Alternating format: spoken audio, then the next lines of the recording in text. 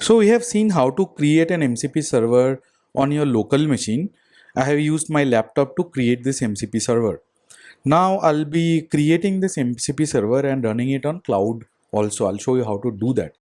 Now this is an important step because in most of the cases the MCP server should be running on cloud or maybe on-premise data center, which is highly unlikely. It would be running on cloud because it will be running it 24/7. If you are using your AI application to refer to this MCP server, then it has to run continuously on a server. So cloud is the best place to do it. Not only for this, we can use cloud to scale our MCP server also. Before that, I have made some changes.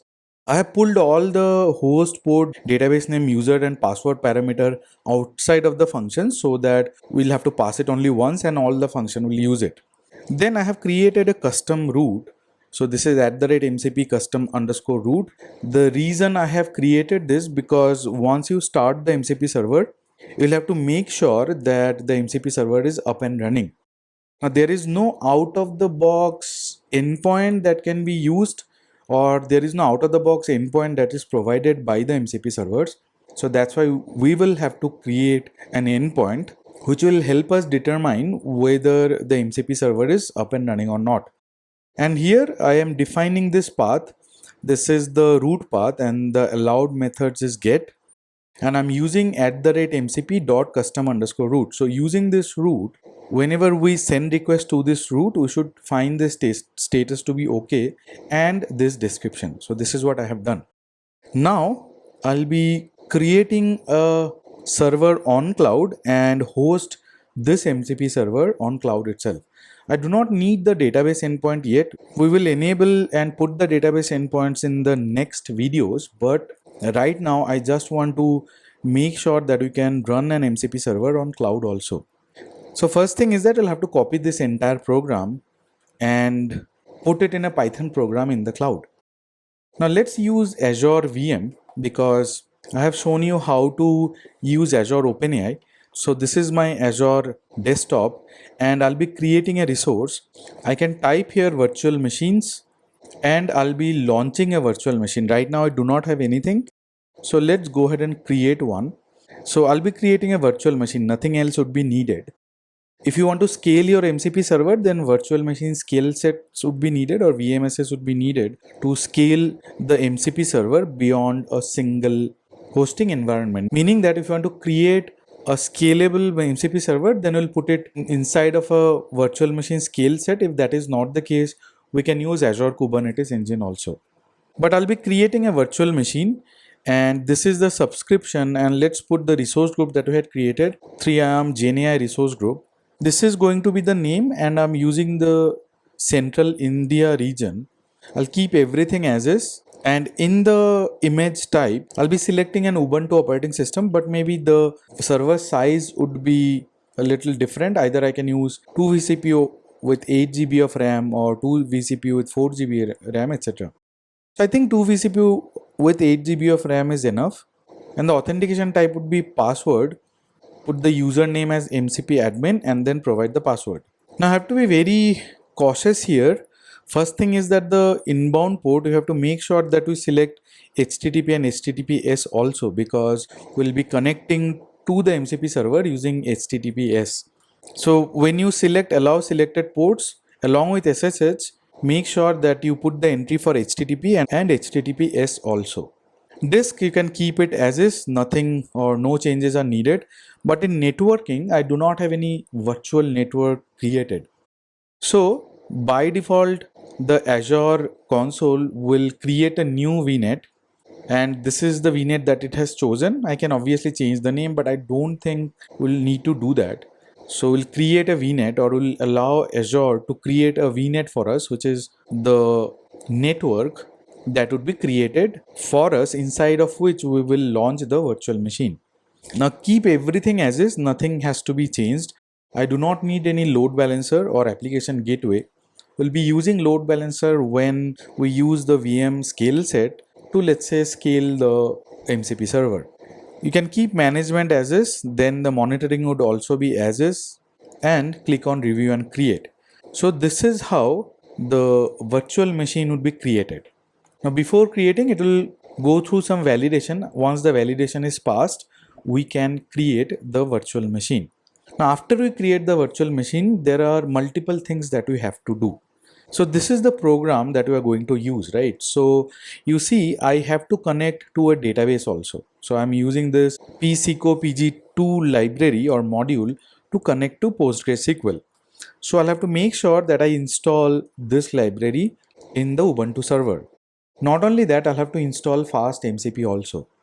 Either we install it globally or we install it in a virtual environment. But I'll show you the installation of these libraries in a virtual environment because that would be the most likely scenario in production also. You'll be creating a virtual environment and then you will install all these libraries which are needed to run our MCP server. First would be the PostgreSQL library, which is pseco pg2, then the fast MCP module that has to be installed. And I have put all the commands in the same command sheet, function MCP skill commands. If you scroll down, these are the commands: MCP server on Azure VM Ubuntu commands. So these are Ubuntu commands, remember that. So that's why you have to launch the virtual machine using an Ubuntu operating system. The first is to install the pseco pg2 library, but the installation would be done using a virtual environment. So what you have to do, you have to copy and paste all of this. So this is essentially allowing the libraries or the package libraries or the repository. Then you'll have to install Python package manager, which is PIP. Then we'll be creating a directory inside of the virtual machine. Then we'll be installing the virtual environment inside of that directory, and then we'll use the virtual environment because I'm sourcing it. So I'll be using the virtual environment to install the pseco pg2 library. Now once it is done, we'll have to install fast MCP also. Now after that, we'll be starting the MCP server just we did for our local machine. So in the meantime, the resource got created and this is the MCP server. You see, this is the public IP address, and if you have to connect to this MCP server, click on this connect and click on connect instead of connect via bashan. So once you click on connect, it will give you the command. So this is the command to connect to the Ubuntu machine on Azure VM. So copy this command ssh mcp admin @ the public IP address, and I'll be using my Mac terminal to connect to it. If you are using Linux machine, you will have to use the Linux terminal. If you are using Windows machine, then you can use Windows PowerShell or the Windows subsystem for Linux. I would recommend that you use the Windows subsystem for Linux. Now let's connect to the virtual machine that you have created. Just type yes here and you have to provide the password. Now I am inside of this virtual machine which has been launched or which has been created using Azure VM in the central India region or location. So this is an Ubuntu server, remember, and we'll have to use the Linux commands for Ubuntu. First, let's see whether Python is installed or not. You can type which Python and it is not providing any output. Let's type which Python 3. So it looks like we have Python installed. We can also type Python 3 -- version to find out which Python version is installed. So it is Python version 3.12.3. Let's see whether PIP is installed or not, and PIP would be needed. It is Python's package manager. So you see PIP is not found. Let's use the command PIP rather than PIP3. Both PIP3 and PIP are not installed. So first we'll have to install PIP, which is Python's package manager. Then we'll be installing all the other modules. The first command that we have in the command sheet is this one. And what it would do is that it will add the repository for the Python package. If we do not do it, then Ubuntu will not be able to find the Python package itself.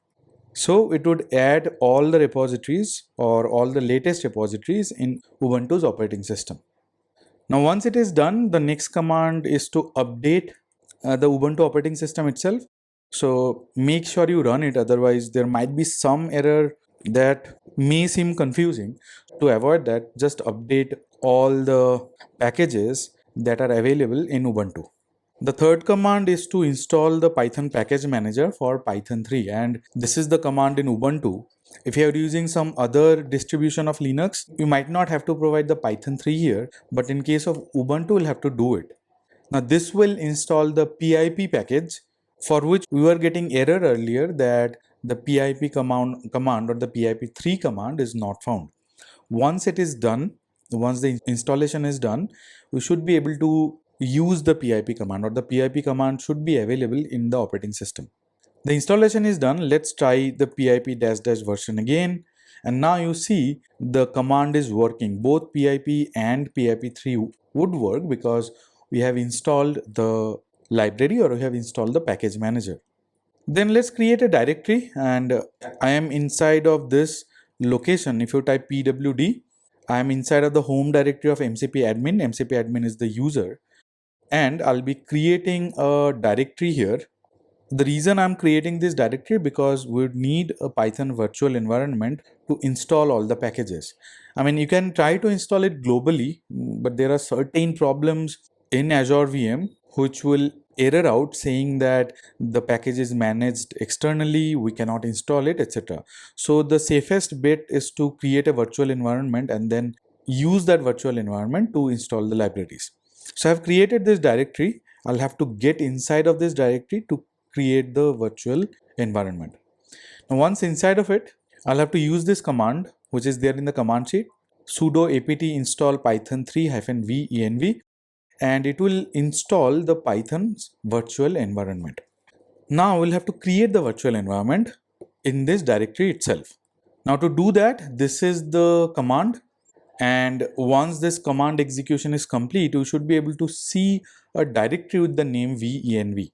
So you see, this is the directory which has been created inside of the 3IAM MCP server directory. Now we'll be using the Python binary which is inside of this virtual environment. Let me show you that. Let's go get inside of this virtual environment, and here we have this binary directory. Let's get inside of it, and here there would be pip also and Python also. So we have pip3 command, pip3.12 command. Similarly, we have Python command, python3 and python 3.12. So you can use any one of these commands. So for package manager, we can use either pip or pip3 or pip3.12. For Python execution, we can use either Python, python3 or python 3.12. Now we'll have to run another command which will make sure that we install all the modules inside of the virtual environment. So this is the command source benv/bin/activate. Now you see the directory notation has changed here. We are inside of the virtual environment. Now we can go ahead and install the pseco pg2-binary library. For Ubuntu, we'll have to use the binary library, but it would be installed inside of the virtual environment. So the installation is complete, and now I'll have to install the fast MCP module. Again, that would be inside of the virtual environment. Both the modules are installed, and these are the only modules that I would need for our hands-on. Now I'll have to copy the program, and I will use this VI editor, inside of which I'll just copy all the content here and paste it here. That's it. And once it is done, we can start this MCP server on this virtual machine. And this is the command fastmcp run, followed by the name of the program, followed by host, port, and transport is HTTP. Now see that the host that I have mentioned is 0000 because I'll be allowing everyone from internet to be able to communicate with the OpenAI server, obviously using MCP client. Now once it is started, this is the name of the server, db-mcp-server with transport HTTP. So this is how we can create an MCP server on cloud also. Traditionally, you'll be using a cloud virtual machine or a cloud virtual server. I have shown you using Azure VM. If you want, you can perform all the same steps in AWS also using the EC2 instance. And make sure that the operating system that you select is Ubuntu, because the commands that I have provided in the command sheet are for Ubuntu operating system, not for anything else. So both the MCP servers are running, the one in my local machine, which is this one. This is also running on port number 10,000, and the MCP server is running on the cloud virtual machine also.